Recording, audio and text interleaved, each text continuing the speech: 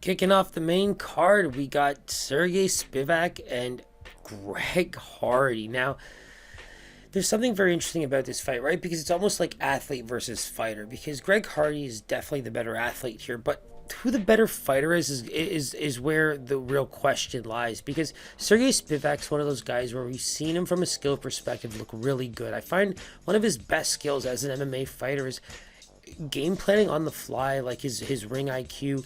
He's able to adapt very well, find ways to win. Tai Tuivasa, to be able to take him to the ground, submit him. He really did derail Tai Tuivasa's climb to the top. We all knew it was going to be quick, but not as quick as it could have been with that loss there. And Jared Vanderaa is another guy who shows a lot of power. Sergey Spivak used the right game plan, got him, into areas where Jared's just very uncomfortable. And I think that's where we've seen, on the flip side, Sergey make mistakes. Two big fights that stand out for him is I believe Walt Harris Aspinall fight. So Walt Harris, knees very quickly. Aspinall took him a couple minutes, but why take that fight on short notice, first of all? I feel like if you're going to fight a true contender, a potential title contender the next couple of years, why take that fight on short notice?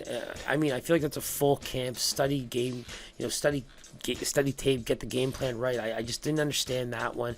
But Sergey Spivak gets derailed badly from those two fights, and it's the quickness, right? I feel like he allows himself to get trapped into those areas of getting outstruck by better strikers. Let's be real. I think that he's technical. I think that he has good defense overall, but he does take his time to learn his opponents. And the kryptonite to that is very good strikers in the early parts of the fight, finding their areas. And so in this case, it's like lay low.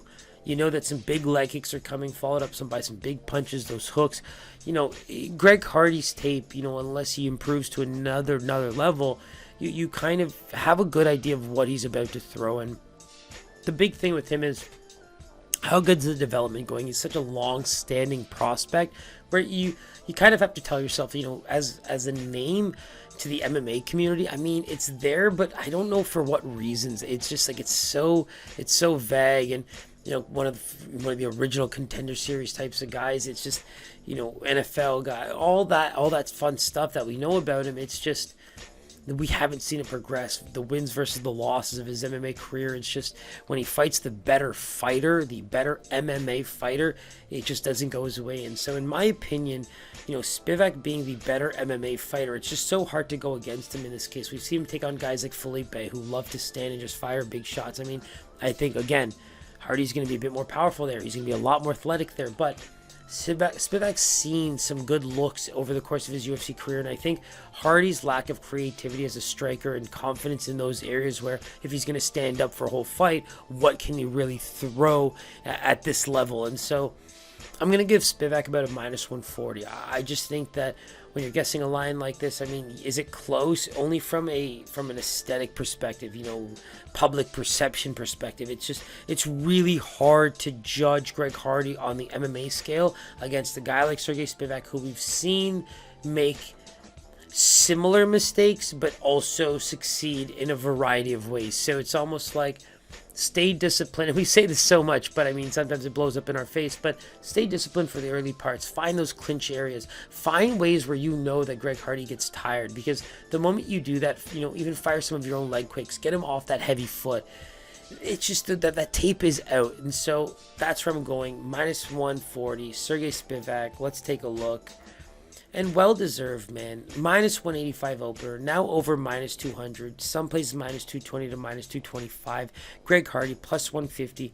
Now getting as high as a +185, looking like he might close closer to +200. I know I've seen some people with picks on Greg Hardy.